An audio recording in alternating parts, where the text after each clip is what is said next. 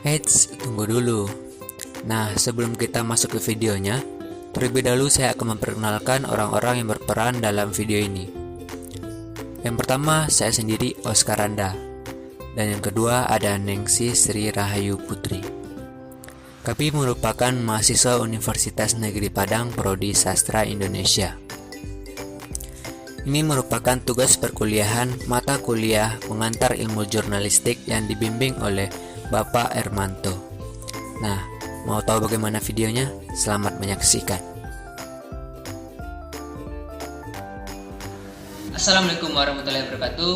Perkenalkan, saya Oscar Randa. Saya merupakan mahasiswa Universitas Negeri Padang dari Prodi Sastra Indonesia.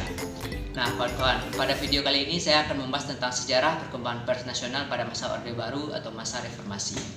Nah, kawan-kawan, pada masa itu pasti banyak rintangan-rintangan yang dijalani pada saat perkembangan pers nasional, apalagi di saat penetapan undang-undangnya, dan terlebih ini pada masa Orde Baru, kawan-kawan. Nah, sebelum kita masuk ke video berikut ini, jangan lupa tekan tombol like, comment, and subscribe, karena itu gratis, kawan-kawan. Nah, mau tahu bagaimana kelanjutannya? Mari kita saksikan video yang berikut ini. Sejarah perkembangan jurnalistik atau pers nasional pada masa Orde Baru dan masa Reformasi.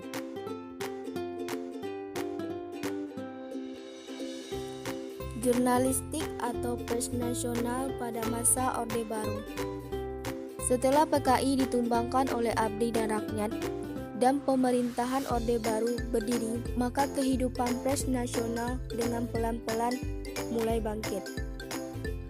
Pembinaan pers nasional bertitik tolak pada ketetapan Sidang Umum MPRS 4 tahun 1966. Dalam ketetapan MPRS itu dinyatakan kebebasan pers Indonesia adalah kebebasan untuk menyatakan serta menegakkan kebenaran dan keadilan dan bukanlah kebebasan dalam pengertian liberalisme.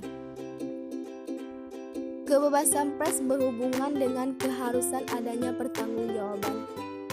Kemudian, kehidupan pers nasional semakin jelas keberadaannya dengan disahkan nomor 11 tahun 1966 tentang ketentuan-ketentuan pokok pers yang kemudian disempurnakan lagi dengan Undang-Undang nomor 4 tahun 1967.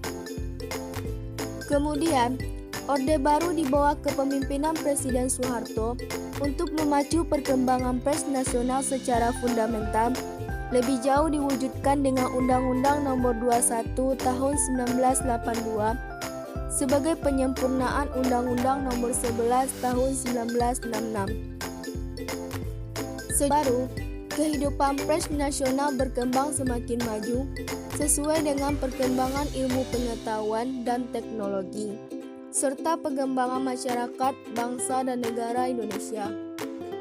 Ketika masa Orde Baru, pers Indonesia populer disebut dengan pers Pancasila. Pada akhir kejayaan masa Orde Baru, masyarakat pers merasakan bahwa pemerintah semakin menguasai gerak-gerik kehidupan pers di Indonesia. Pers nasional pada masa Orde Reformasi. Pada tahun 1998, era reformasi dapat menggantikan era baru. Pada masa ini, pers nasional Indonesia seperti mendapat angin segar. Kebebasan dikumandangkan. Pers boleh terbit tanpa perlu pengurus surat izin yang melelahkan seperti masa Orde Baru. Akibatnya, media massa terbit di mana-mana. Dalam perkembangannya, media massa tersebut ada yang bertahan dan ada yang segera berakhir terbitnya. Partai pun banyak yang menerbitkan tabloid, namun beberapa bulan saja ternyata menghentikan penerbitannya. Kebebasan pers yang demikian perlu dikendalikan. Undang-Undang Pokok Pers Nomor 4 Tahun 1982 sudah tidak sesuai lagi dengan tuntutan perkembangan zaman, maka digantikanlah dengan Undang-Undang Republik Indonesia Nomor 40 Tahun 1999 tentang pers.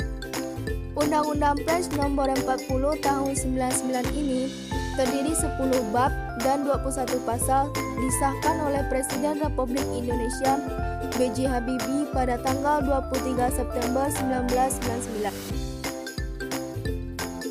Nah kawan-kawan, itulah sedikit ulasan tentang sejarah perkembangan pers nasional pada masa Orde Baru atau masa reformasi.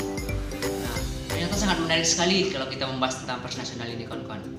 Jadi kalau kawan-kawan ingin menyaksikan video-video saya berikutnya, jangan lupa tekan tombol lonceng agar kawan-kawan dapat mengikuti bagaimana perkembangan channel saya ini. Baiklah, sampai jumpa.